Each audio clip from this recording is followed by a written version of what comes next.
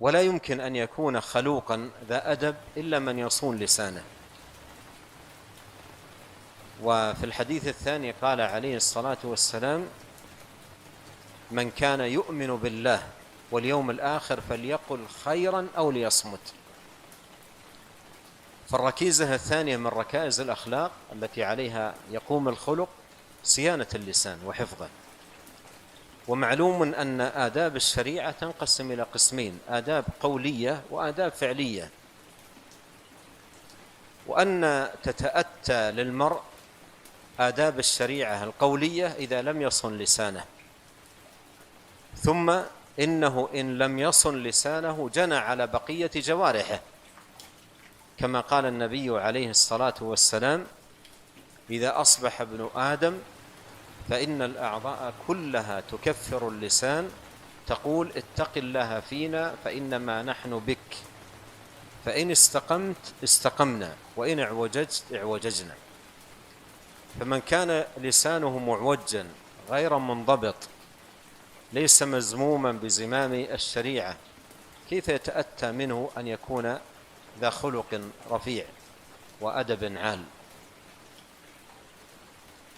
ولهذا من أساسيات صلاح الأخلاق وجمال الآداب أن يصون المرء لسانه، وأن يعد كلامه من عمله، ومن عد كلامه من عمله استقام لسانه وصلح بإذن الله.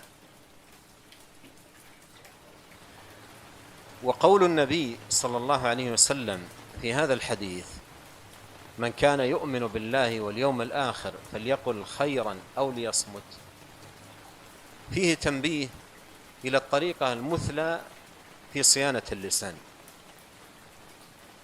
وهي أن يكون من المرء قبل أن يتحدث نظر فيما سيتحدث به، لأن الكلمة قبل أن تتكلم بها تملكها، وأما إذا تكلمت بها فإنها تملكك وتتحمل تبعاتها.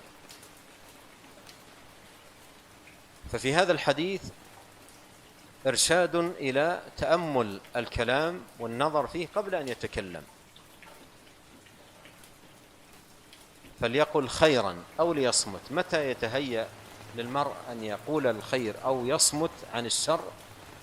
إذا كان لا ينظر في كلامه ولا يتأمل فيه قبل أن يتكلم. فالحديث فيه دعوة إلى النظر والتأمل في الكلام قبل أن يبدأ به، ثم ينظر هل هو من الخير أو من الشر. وإذا حصل منك تأمل في كلامك قبل أن تتكلم به ستجد أن الكلام الذي تريد أن تتكلم به لا يخرج عن أمور ثلاثة: إما أن يتبين لك أنه خير لا شر فيه فهذا تكلم به ولا حرج، فليقل خيرا، هذا خير تبين لك أنه خير لا شر فيه تكلم به ولا حرج. والقسم الثاني من الكلام يتبين لك أنه شر لا خير فيه، فالواجب عدم التكلم بشيء من ذلك. والقسم الثالث يشتبه عليك، تريد أن تتكلم بالكلام لكنه يشتبه عليك، لا تدري تماما هل هو من الخير أو من الشر، فطبق في ذلك قول النبي عليه الصلاة والسلام: فمن اتقى الشبهات فقد استبرأ لدينه وعرضه. ومن خير لك أن تمنع هذا النوع من الكلام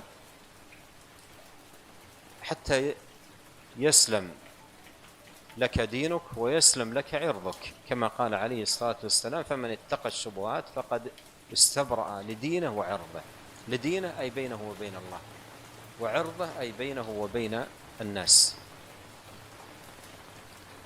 فإذا حصلت من العبد هذه الصيانة والرعاية للسانه كان ذلك ركيزة عظيمة لحسن خلقه وجمال أدبه.